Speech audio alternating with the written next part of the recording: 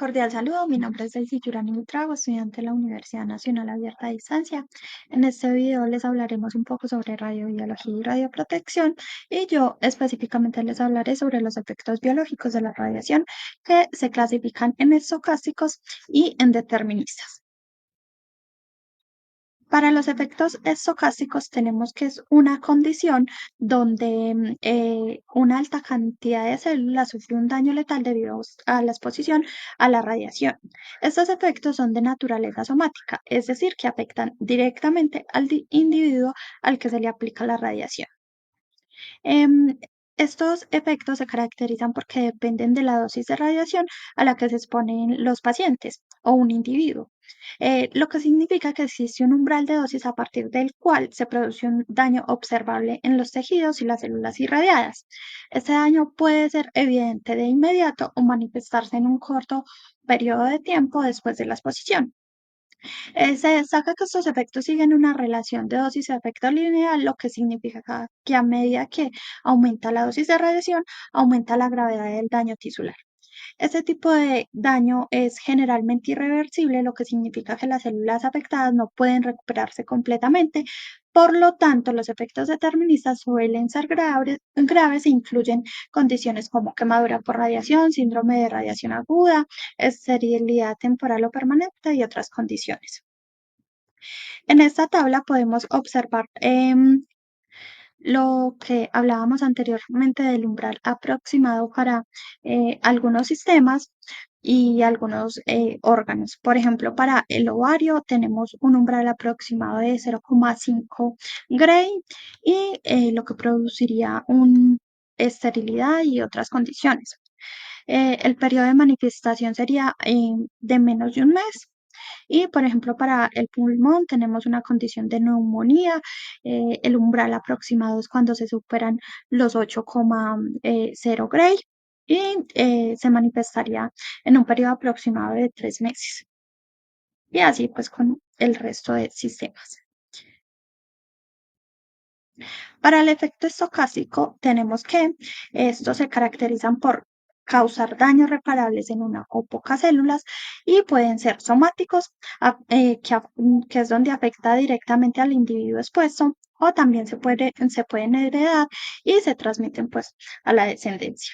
Es importante tener en cuenta que estos efectos pueden ocurrir independientemente de la dosis de radiación recibida, ya que todos los tejidos y organismos tienen diferentes niveles de susceptibilidad a la radiación, lo que puede resultar en efectos estocásticos, incluso a dosis muy bajas de radiación. Ejemplos de estos efectos incluyen el cáncer, enfermedades cardiovasculares y malformaciones congénitas. A diferencia de los efectos deterministas, los efectos estocásticos no tienen un umbral de dosis definido. La aparición de estos efectos puede depender del tipo de tejido u órgano irradiado, así como pues de otros factores. Entonces acá podemos observar lo que sucedería en el efecto estocástico, que se produciría un daño al ADN y pueden ocurrir tres cosas. Como primero puede ocurrir una apoptosis y como tal pues la muerte celular. Puede ocurrir también una reparación y quedaría la célula normal, o en el otro caso se produciría una mutación que provoca daño al cromosoma y da resultado una metástasis. Acá podemos observar el resumen de los conceptos mencionados anteriormente.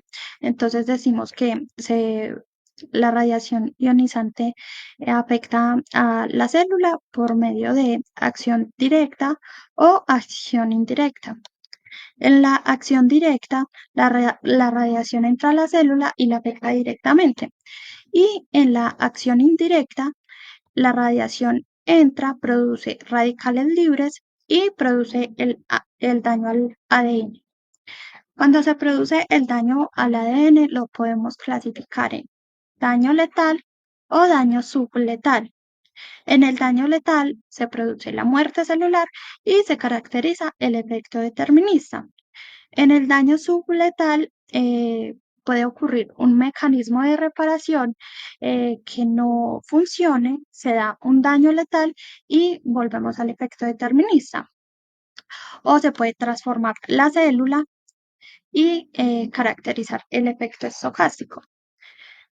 También puede ocurrir el mecanismo de reparación y queda la célula normal. Muchas gracias. Buenas tardes, mi nombre es Dayana Saldarriaga, soy estudiante de la UNAD del programa de Radiología e Imágenes Diagnósticas. Hoy les voy a hablar de la composición del cuerpo humano.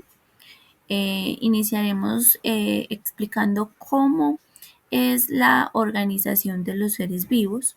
Inicialmente se forman los átomos, estos átomos se unen y forman moléculas.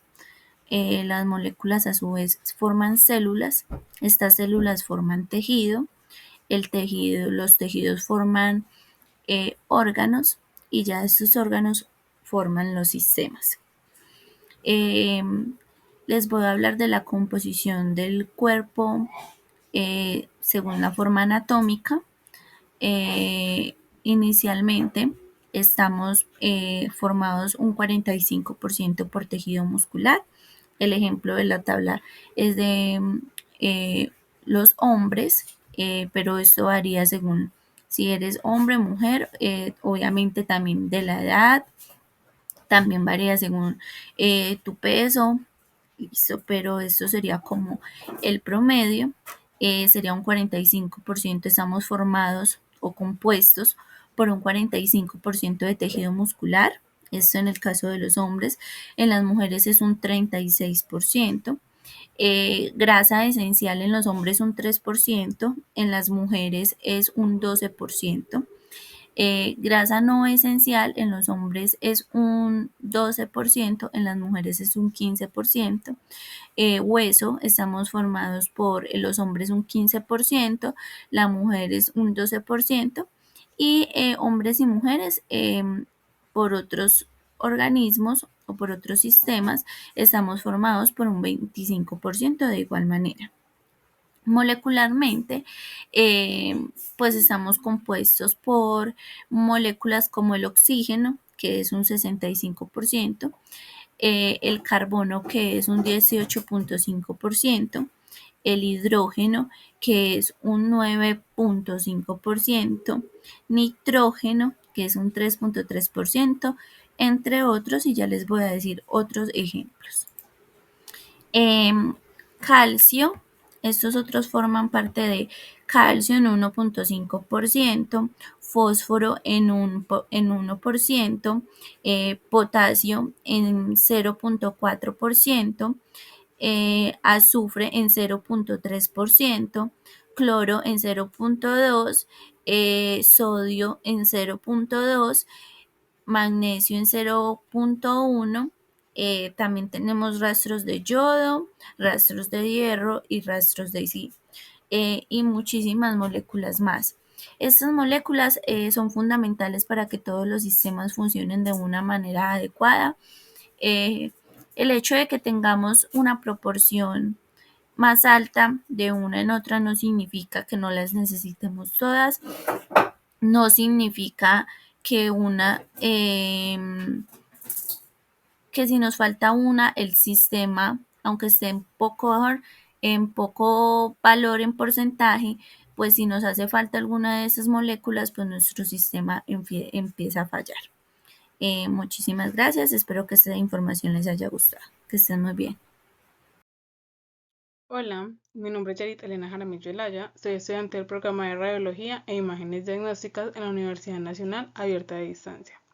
En esta ocasión explicaré lo que es el ciclo celular, las características principales de sus fases y la radiosensibilidad relativa de cada una de las fases.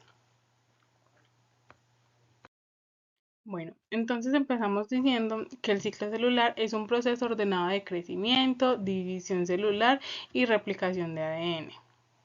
Este se presenta en células eucariotas. Tiene la fase interfase, la cual contiene G1, S y G2, que en estas ocurren el crecimiento y duplicación de todo el material genético.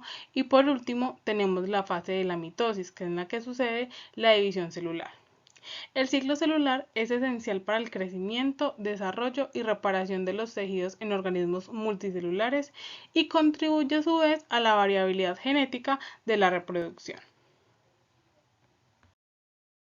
Bueno, entonces en la fase de la interfase tenemos G1, S y G2.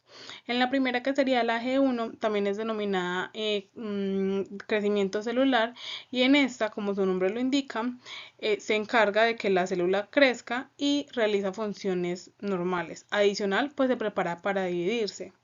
La S, también denominada síntesis de ADN, en esta se duplica todo el material genético, ADN y proteínas asociadas. Se duplica el centrosoma y ayuda a separar el ADN durante la fase M. Por último, en la interfase tenemos la G2, que esta es la preparación para la mitosis. Es un periodo adicional antes de la división celular. En esta, los cromosomas se compensan y se separan. Bueno, otra de las fases es la mitosis. Esta ocurre en la fase M y es donde se producen dos células hijas.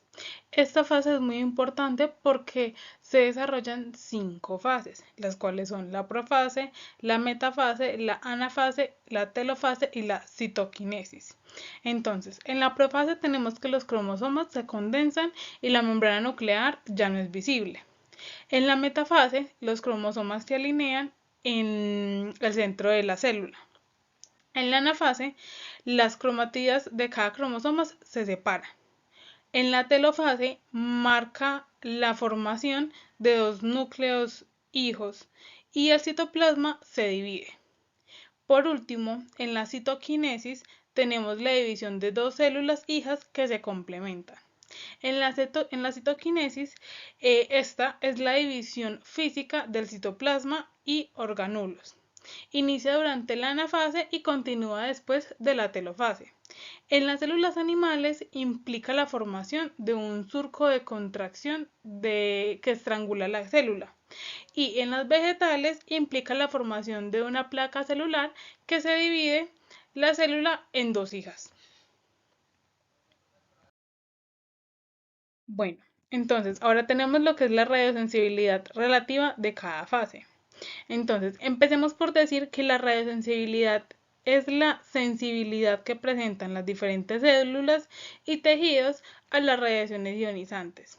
En el ciclo celular, la fase G2 y la M, o sea, la mitosis, son las más radiosensibles, al contrario de la fase G1 y S, las cuales son más resistentes, y en la fase G1 a la S, durante la progresión del ciclo celular existe un aumento de radiosensibilidad. Tenemos que en la interfase las células radiosensibles pueden llegar a sufrir daños en su ADN, que pueden liberarse a través de respuestas celulares tales como reparación del ADN o la apoptosis. En la mitosis afecta la capacidad de las células para concluir la mitosis de la manera correcta, siempre y cuando el ADN esté afectado por la radiación. Muchas gracias. Cordial saludo, mi nombre es Juan David Taborda Toro y mediante este corto video daré explicación a la frase que dice: la concentración de oxígeno, edad y recuperación celular son factores biológicos que afectan la radiosensibilidad. Bueno, hay que tener en cuenta que la radiosensibilidad en los tejidos está fuertemente influenciada en la disponibilidad de oxígeno, ya que en los tejidos que se encuentran bien oxigenados son más radiosensibles que los tejidos que se encuentran con poco oxígeno.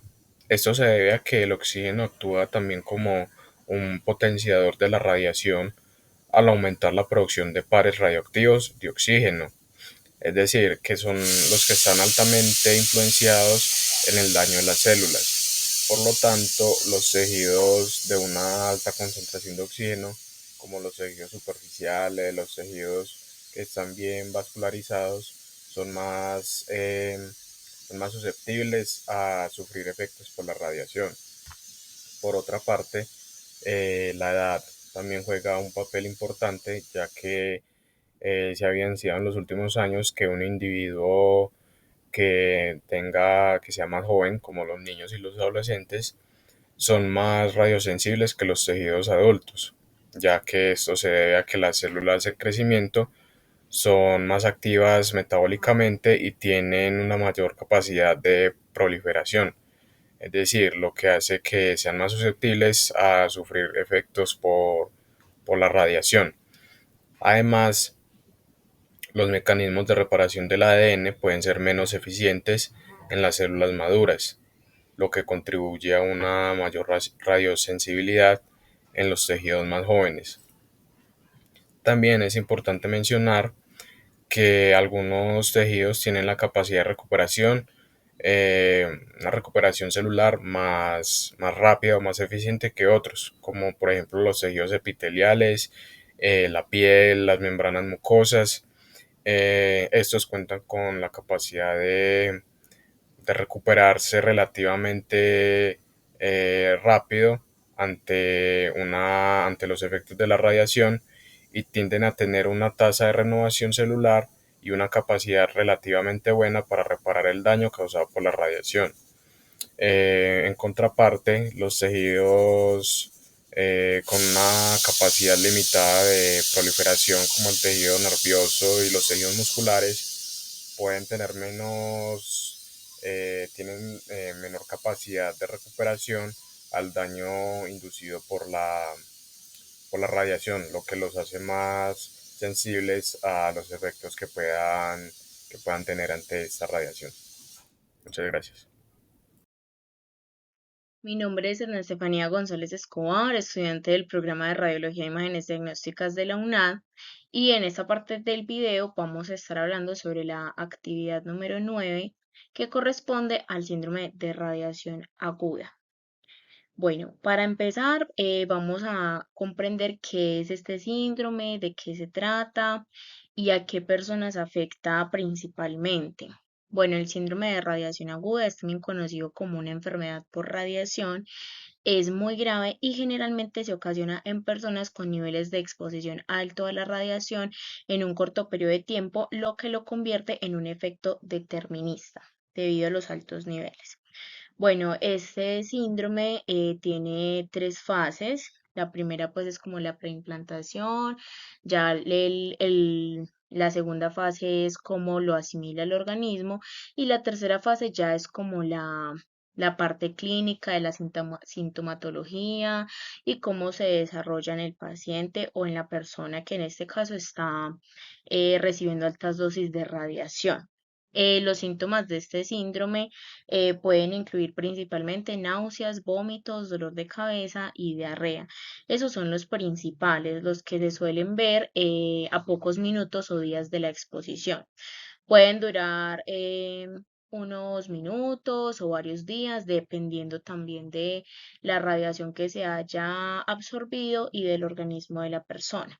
Es importante recalcar que este tipo de síntomas primarios pueden desaparecer momentáneamente y la persona puede sentirse relajada o puede sentirse mejor, pero realmente estos síntomas vuelven a agarrar mucha fuerza con el paso de los días y ya no solamente hablamos de síntomas primarios, sino que se le suman otro tipo de síntomas en otra etapa que pueden incluir fatiga, falta de apetito, posibles convulsiones y ya en casos extremos también inducir un coma en la persona.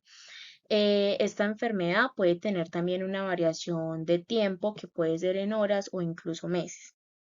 Es importante resaltar, acá con el puntero les voy a ir mostrando, que este tipo de radiación aguda puede no solamente afectar el organismo con estos otros síntomas que hablamos anteriormente, sino que también se ve principalmente en problemas de piel y también en alopecia. Hablando de los problemas de piel, pues se manifiesta unas horas después de la exposición, incluyendo lo que son picazón, enrojecimiento e hinchazón de algunas zonas. En la imagen que tenemos acá, pues ya es un caso severo que ya se ha extendido con el paso del tiempo. La curación va a depender de la radiación absorbida y puede durar entre semanas o incluso años ya en casos extremos, dependiendo también cómo lo asimile el organismo y el tratamiento al que esté sometido la persona. Y también la alopecia es uno de los casos que se da frecuentemente, no en todas las personas, pero sí en la mayoría, y el cabello puede tardar varias semanas en volver a crecer. Es por eso que se deben tener cuidados de protección radiológica para evitar este tipo de síndrome de radiación aguda que generalmente se da en las primeras veces que se es expuesto a la radiación y no hay un buen control ni en protección, ni en alimentación, ni en otros factores que tengan que ver con el organismo de la persona. Y es por eso que la radiación alta puede provocar este tipo de síndrome y no solamente este síndrome, muchas otras enfermedades, pero este es el principal que conocemos debido a la enfermedad de la radiación. Muchas gracias.